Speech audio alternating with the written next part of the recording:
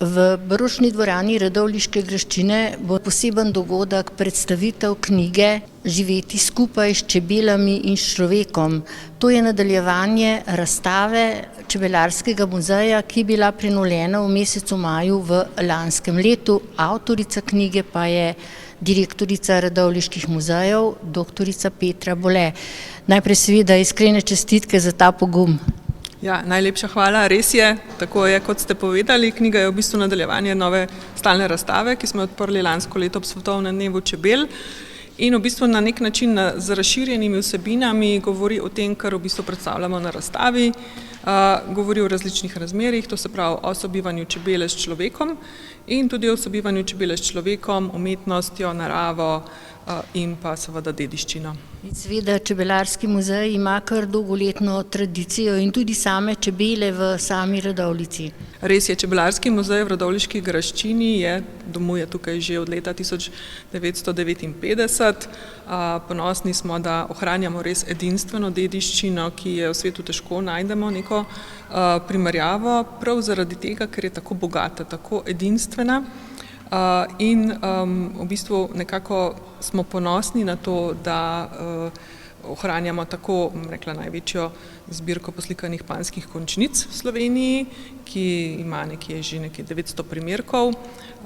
Imamo ogromno zbirko, se pravi, čebelarskih panjev, bivališč, orodja, literature čebelarjev, ki so bili pomembni v nekih določenih obdobjih.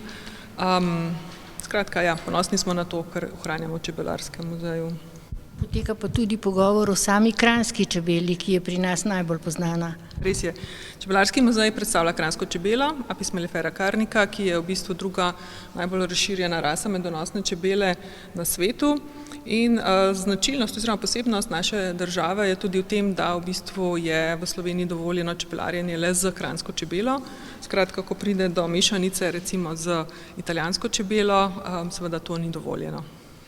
In ko že omenjate samo državo, vas je ob sami otvoritvi prenovljene te razstave Čebelarskega muzeja počastil predsednik države Borut Pahor.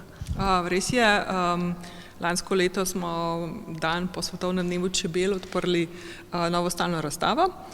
Slavnostni govornik in otvoritelj razstave je bil predsednik Republike Slovenije Borut Pahor, ki je tudi to knjigo, seveda angleško verzijo, danes predstavljamo slovensko verzijo, podaril ob kulturnem prazniku letos papežu v Vatikanu, tako da tudi papež drži to roko v knjigah in prebira o poslikanih panjskih končnicah, ki so res neka edinstvenost v naši deželi, tega se večkrat ne zavedamo in pripovedujejo res izjemne zgodbe naše zgodovine, naše dediščine, na kar smo lahko zelo ponosni. In tudi ob predsedovanju Evrope je bila ta knjiga protokolarno darilo z raznim državnikom. Res je, tudi to je bilo res. Knjigo so prejeli nekateri politiki, seveda Slovenija je v lanskem letu predsedovala Svetu Evropske unije in to je bilo v bistvu res neko tako lepo darilo, ki je odšlo v številne tuje države. In kako je sedaj obiskana ta čebelarska razstava v muzeju Radovljiške graščine? Ja, upamo, da sedaj po sprostitvi teh korona ukrepov pričakujemo seveda večje število obiskovalcev. Lansko leto smo pa beležili odličen obisk. Kljub koroni smo bili izjemno zadovoljni z obiskom. Prav presenečeno, recimo smo bili, nekako nismo pričakovali, da nas bodo obiskovali tudi turisti, recimo iz Amerike, Kanade in drugih držav, zaradi teh epidemioloških razmer. Veliko je bilo čebelarjev. In vsak od njih je v bistvu na nek način povedal neko zgodbo, ki je povezana s čebelarstvom. Tako da v bistvu smo res ponosni, da smo našli neko tako nišo povezovanja sodobnosti s preteklostjo. No in ta knjiga je zelo slikovita, barvita, ima ogromno fotografij. Res je, mogoče malo pokažem. Fotografije so v bistvu, pomemben del te knjige. Saj na ta način spoznamo življenje kranjske čebele. Imamo tukaj sta dva avtorja, To sta Miran Kambič, arhitekt, ki v bistvu se ukvarja z fotografijo interjera, to se pravi arhitekture, poslikanih panjskih končnic, in pa Ivan Jesenko, ki se ukvarja predvsem z, rekla, fotografijo živali, narave, in pa v bistvu tudi sam čebelar, tako da je tudi pomagal pri, rekla, strokovnih besedilih te knjige. Odločili pa ste se za predstavitev javnosti prav na predvečer Gregorjevega, ko se ptički ženijo. Ja, tako je. Na nek način bi poskušali povezati, to se pravi naravo, zelo se nam zdi pomembno, da ozaveščamo o problemih, ki se dogajajo zdaj z predvsem ne samo medonosno čebelo, ampak tudi z ostalimi opraševalci oziroma žuželkami, ki oprašujejo rastline, z vsemi težavami, s katerimi se soočajo.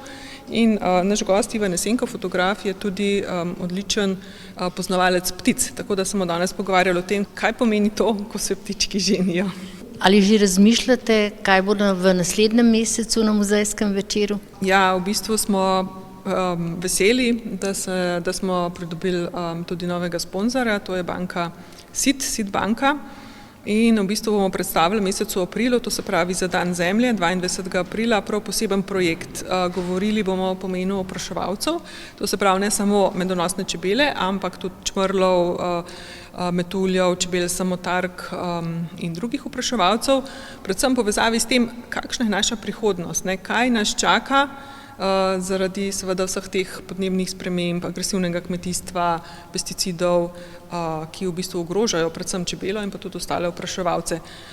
Gre za prav en tak poseben projekt, na katerega vas tudi z veseljem povabimo, in sicer predstavljamo naslednjo knjigo Svet opraševalcev, razstavo, računalniško igrico, tako da se boste malčkeno spoznali, zakaj so te opraševalci sploh pomembni, in pa tudi pedagoške delavnice.